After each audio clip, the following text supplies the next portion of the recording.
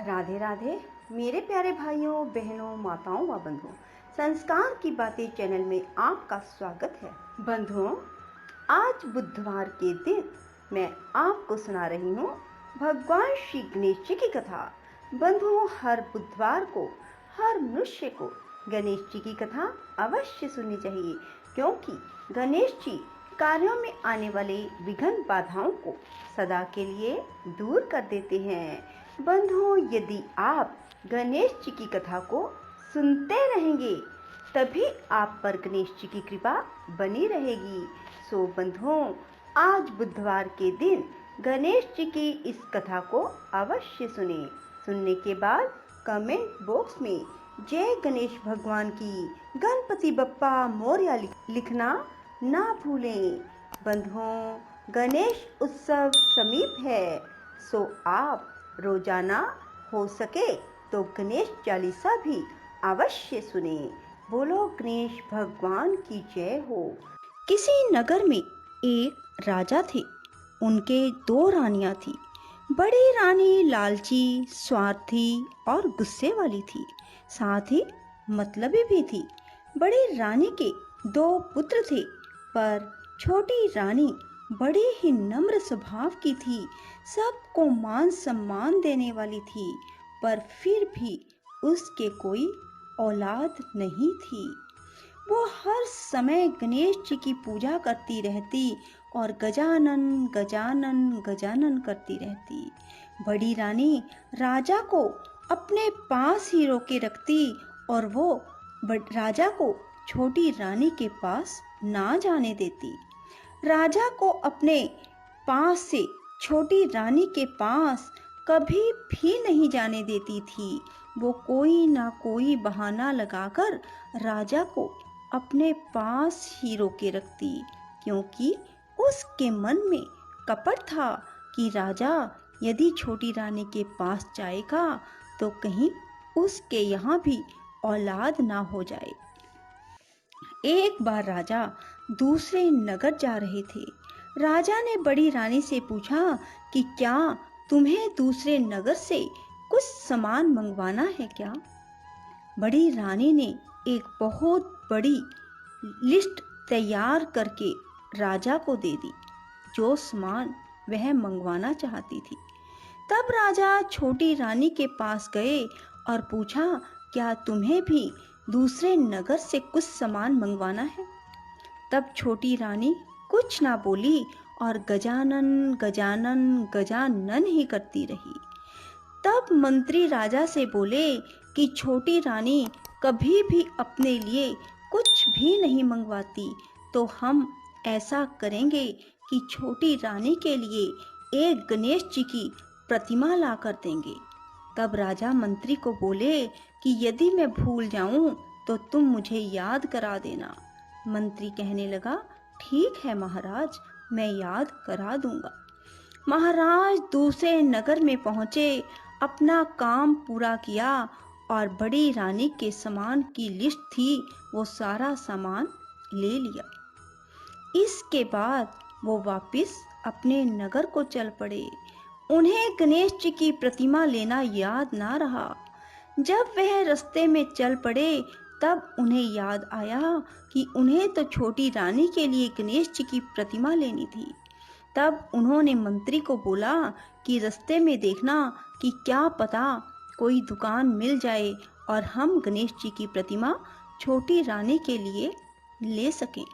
चलते चलते उन्होंने देखा कि सड़क के किनारे एक मूर्ति बेचने वाला बैठा था। उसके पास सभी देवी देवताओं की मूर्तियां थी। मंत्री वहां गया और पीतल की गणेश जी की प्रतिमा लेकर आ गया। राजा वापस अपने नगर में पहुंचे और महल में आकर उन्होंने बड़ी रानी का सारा सामान दे दिया और छोटी रानी को गणेश जी की प्रतिमा दे दी। छोटी रानी गणेश जी की प्रतिमा देखकर बहुत प्रसन्न हुई और उसने गणेश जी की प्रतिमा को अपने मंदिर में स्थापित कर दिया। बंधुओं, जब गणेश जी की प्रतिमा को छोटी रानी ने स्थापित किया तब नगर में सब अच्छा ही अच्छा होने लगा। आए दिन एक शुभ समाचार नगर में आने लगा। महल में प्रतिदिन शुभ समाचार सुनने को मिलने लगे। एक पड़ोसी राजा आक्रमण कई वर्षों से कर रहा था। अचानक से उस पड़ोसी राजा को भी राजा ने हरा दिया। शुभ समाचार मिला कि राजा की सेना जीत गई और पड़ोसी राजा हार गए हैं। उसके बाद उस राजा के राज्य में पानी की हमेशा ही बहुत कमी रहा करती थी।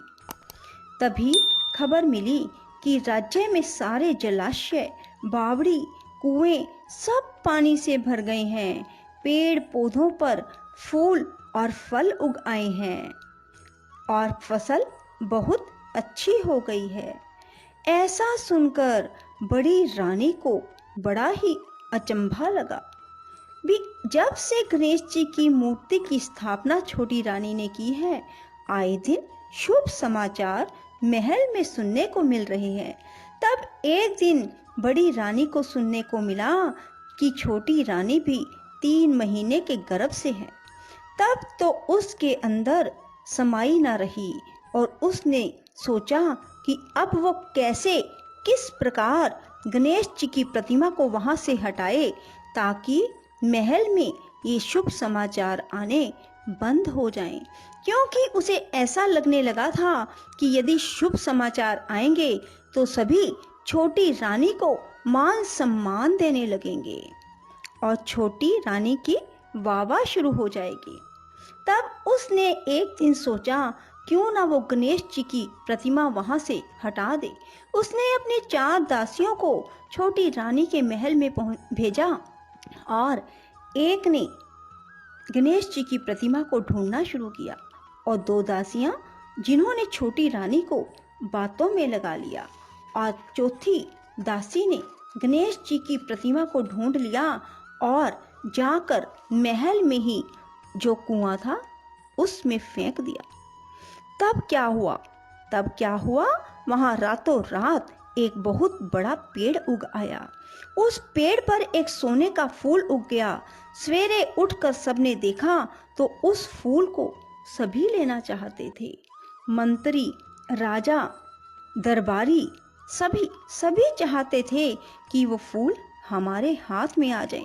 सब ने बहुत कोशिश की पर वो फूल किसी को भी ना मिला।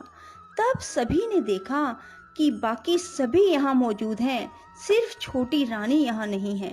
तब मंत्री ने राजा को बोला कि छोटी रानी को बुलाया जाए, क्या पता ये फूल छोटी रानी को मिल जाए। छोटी रानी को वहां बुलाया गया और कहा गया।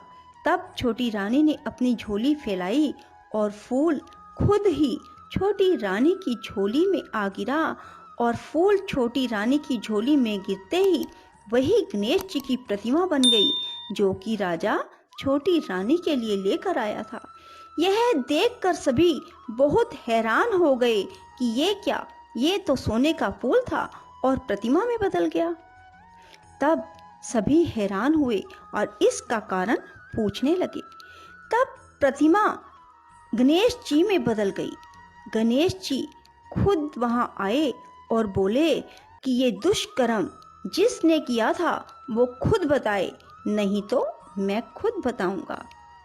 बड़ी रानी शर्म से पानी पानी हो रही थी और उसे अपनी गलती का एहसास हो रहा था पर वह कुछ बोल नहीं पा रही थी। फिर गणेश जी की कृपा से बड़ी रानी ने किस प्रकार अपनी दासियों को भेजा, किस प्रकार प्रतिमा चुराई और प्रतिमा चुराकर किस प्रकार कुएं में डाली गई, ये सब गणेश जी ने कुएं के पानी में राजा को दिखाया। ये देखकर राजा बहुत हैरान हुआ और उसने बड़ी रानी को दंड दिया और बड़ी रानी और उन 4 दासियों को पुराने किले में रहने का आदेश दिया और गणेश जी अंतर ध्यान हो गए। गणेश जी को हाथ जोड़कर सब ने नमस्कार किया और राजा ने अपने महल में एक बहुत सुंदर गजानन जी का मंदिर बनाकर गजानन जी की प्रतिमा स्थापित की और पूरे नगर में ढिंडोरा पिटवा दिया कि सभी बुधवार को गणेश जी का व्रत करें, कहानी सुने, और सभी बुधवार का व्रत करने लगे। राजा ने अपनी छोटी रानी को अपने महल में अपने पास रखा और 9 महीनों के बाद उसे बहुत ही सुंदर पुत्र की प्राप्ति हुई। जिस प्रकार छोटी रानी को बुधवार के व्रत का पूरा फल मिला, हे गणेश जी महाराज सभी पर ये कृपा करना। इस प्रकार सभी बुधवार को गणेश जी का व्रत करें, गणेश जी को फूल माला चढ़ाएं, दूर्वा चढ़ाएं, क्योंकि गणेश जी को दूर्वा बहुत पसंद है। गणेश जी को बूंदी के लड्डू चढ़ाएं और उनके सामने घी का दीपक लगाएं और कहानी सुनने के बाद आरती करें। ऐसा 5 बार जरूर बोलें। सोने की चौकी, मोतियों का हार, गणेश जी भगवान मेरे जीव का आधार। सोने की चौकी, मोतियों का हार, गणेश जी भगवान मेरे जीव का आधार। सोने की चौकी, मोतियों का हार, गणेश जी भगवान मेरे जीव का आधार। सोने की चौकी, मोतियों का हार, गणेश जी भगवान मेरे जीव का आधार। सोने की चौकी, मोतियों का हार, गणेश जी भगवान मेरे जीव का आधार। बंधुओं, ऐसा बोलने से गणेश जी की पूजा का पूर्ण फल मिलता है। बोलो गणेश जी भगवान की जय। राधे राधे, जय श्री कृष्णा। बंधुओं, यदि आपको हमारी वीडियो पसंद आए तो इसे लाइक करें और शेयर भी जरूर करें। धन्यवाद।